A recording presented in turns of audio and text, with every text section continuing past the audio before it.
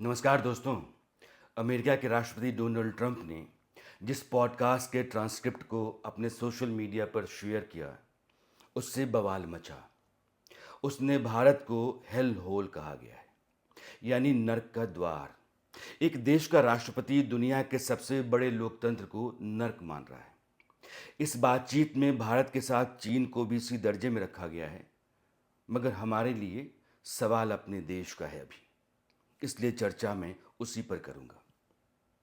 ये आदमी जिसका नाम डोनाल्ड ट्रंप है, जो अमेरिका का राष्ट्रपति है, उसको सही मायनों में मुंह का बवासीर हो गया है। जब चाहे कुछ भी आदमी कह देता है।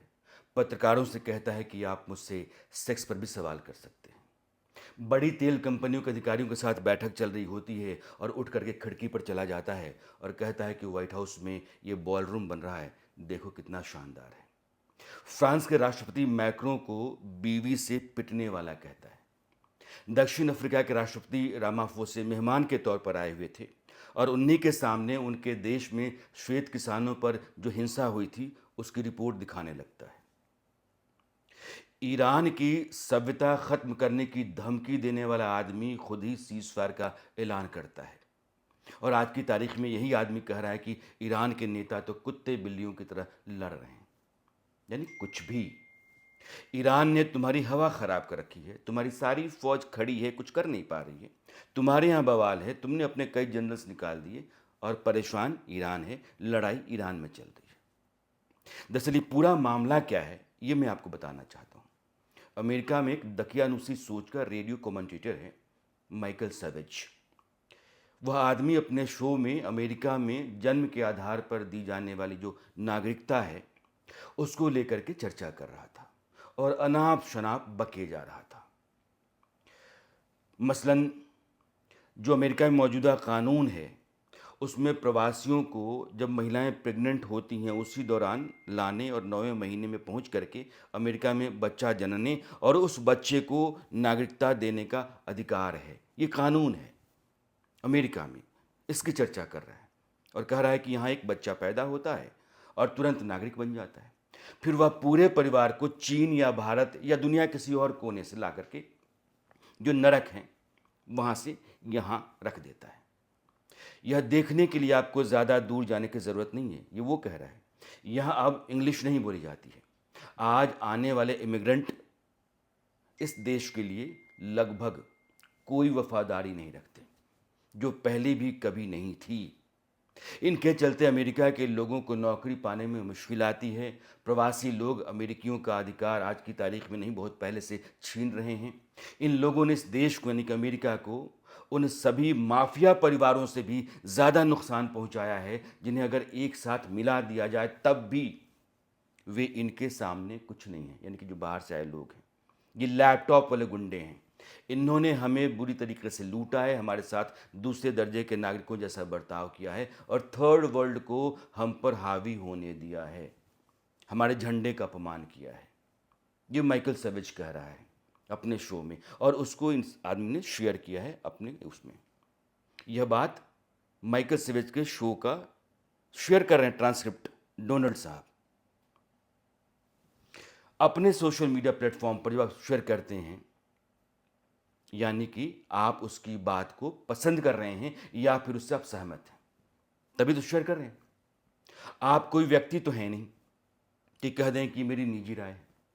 आप अमेरिका के राष्ट्रपति की हैसियत से यह सारा ट्रांसक्रिप्ट शेयर कर रहे हैं।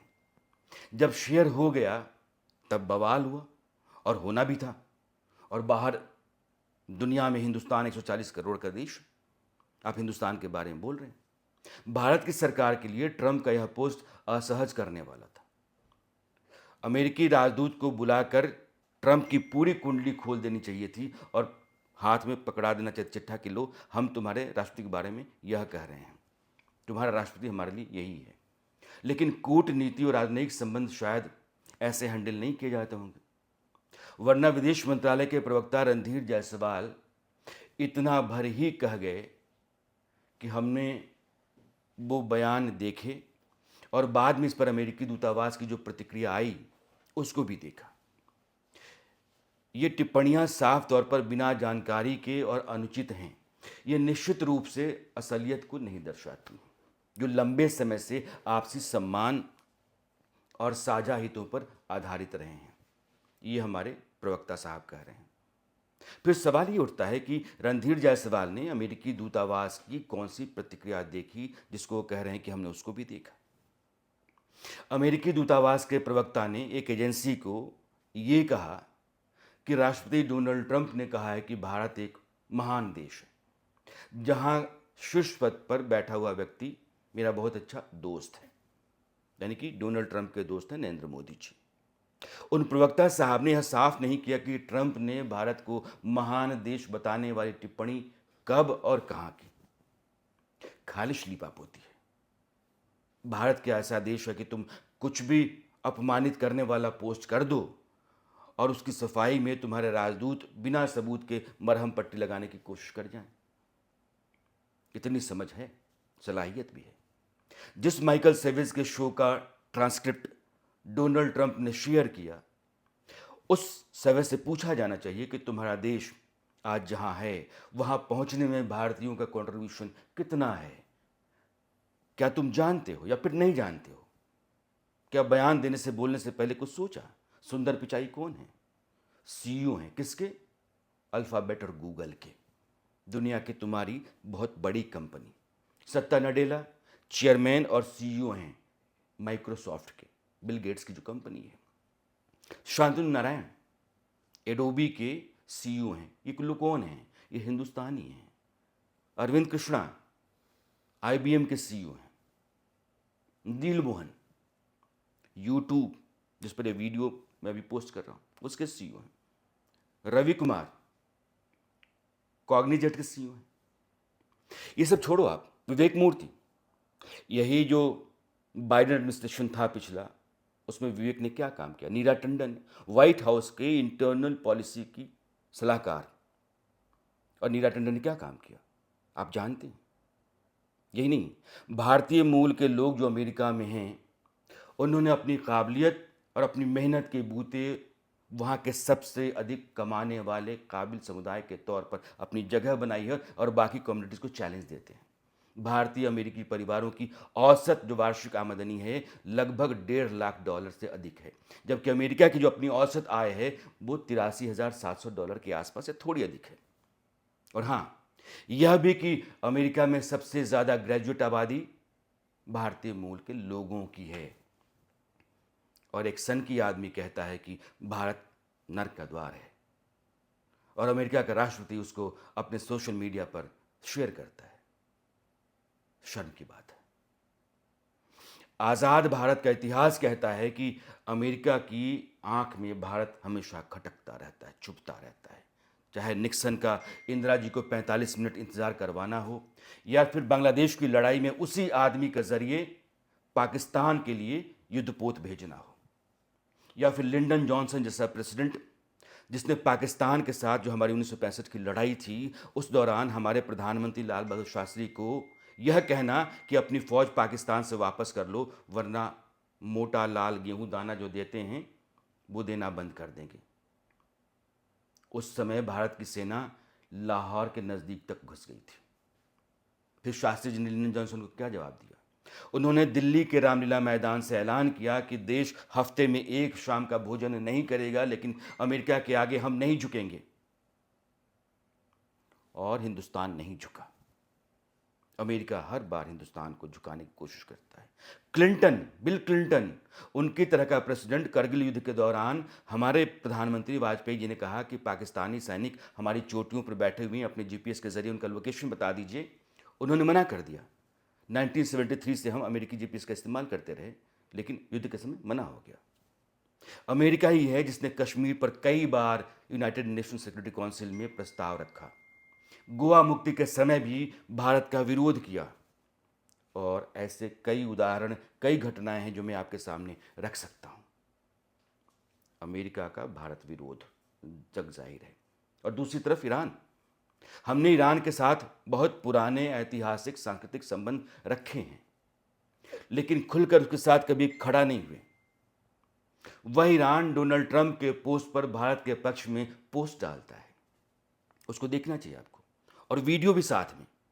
और उसमें ईरान का जो मुंबई कॉन्सुलेट है, उसने अपने एक्स हैंडल पर जो वीडियो पोस्ट किया गणेशोत्सव के साथ साथ वहाँ की कई और झलकियाँ दिखाई हैं और लिखा है कि शायद किसी को मिस्टर ट्रंप के लिए एक तरफा कल्चरल डिटॉक्स बुक कर देना चाहिए।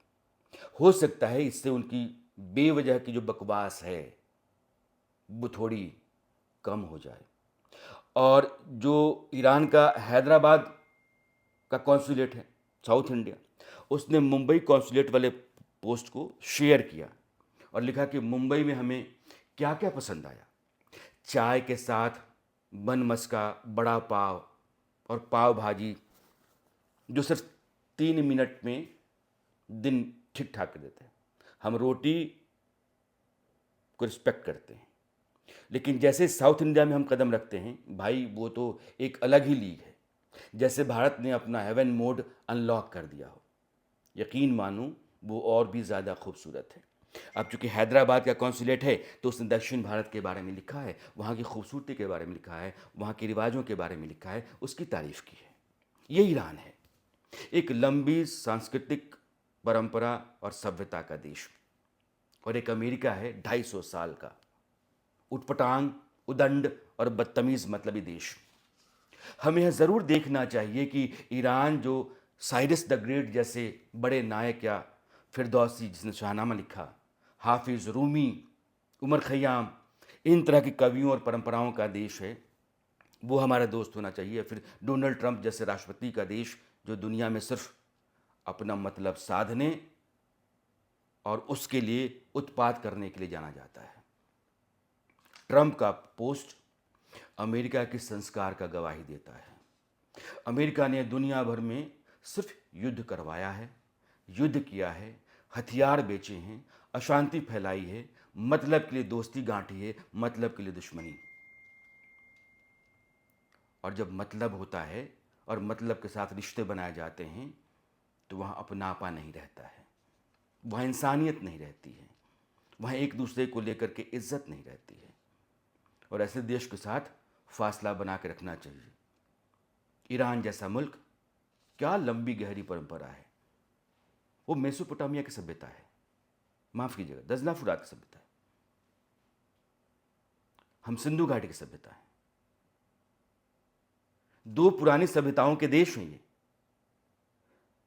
इनके कहने, करने, सोचने, समझने, इनका जो रिवाज है वो बहुत लंबे आया है।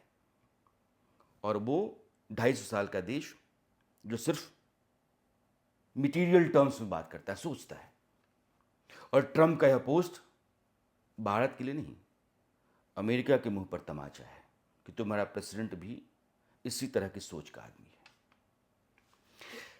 अब आप मुझे दीजिए विदा, लेकिन इस चैनल को आप सब्सक्राइब कीजिए, वीडियोस को शेयर किया कीजिए, और अगर आपको कुछ कहना है, नहीं आपको राय है, तो कमेंट बॉक्स में उसको दर्ज कीजिए। नमस्कार।